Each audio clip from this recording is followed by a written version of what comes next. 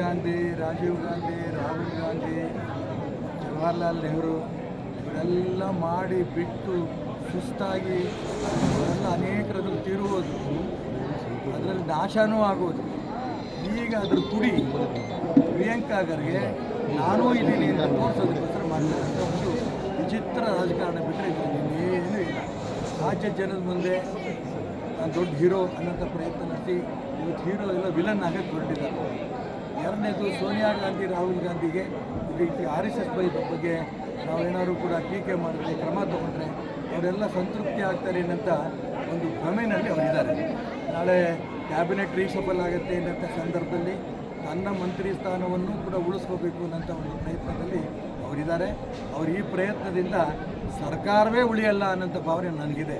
ಯಾಕೆಂದರೆ RSS ಯಾರು ಮುಟ್ಟಿದಾರೋ ಅವರೆಲ್ಲರೂ ಕೂಡ ನಾಶ ಆಗೋಗಿದ್ದಾರೆ.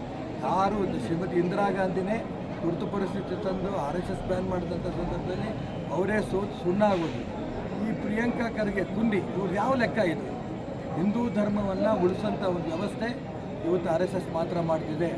ಇವತ್ತು ಇಡೀ ಪ್ರಪಂಚದಲ್ಲಿ ಭಾರತೀಯ ಸಂಸ್ಕೃತಿ ಉನ್ನತ ಸ್ಥಾನಕ್ಕೆ ಹೋಗಿದೆ. ಈ ಸಂಸ್ಕೃತಿ ಉನ್ನತ ಸ್ಥಾನಕ್ಕೆ ಹೋಗೋಕ್ಕೆ ಯಾರನ್ನೂ ಮತಾಂತರ ಮಾಡೋಕ್ಕೆ ಹೋಗಿಲ್ಲ.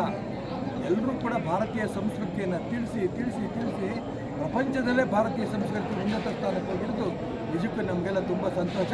ಅದರಲ್ಲಿ RSS ಪಾತ್ರವು ಕೂಡ ಜಾಸ್ತಿ ಇದೆ ಅನ್ನೋದು ಆ ಸಂಬಂಧಪಟ್ಟ ರಾಜಕಾರಣಿಗಳು ಹರಿಪ್ರಸಾದು ಈ ಥರದವ್ರು ಯಾರ್ಯಾರು ತಾವು ದೊಡ್ಡವರಾಗಬೇಕು ಅಂತ ಹೊರಟಿದ್ದಾರೆ ಅವ್ರು ಅರ್ಥ ಮಾಡ್ಕೋಬೇಕು ಅಂತ ಈ ಸಂದರ್ಭದಲ್ಲಿ ಹೇಳಕ್ಕೆ ಇಷ್ಟಪಡ್ತಾರೆ.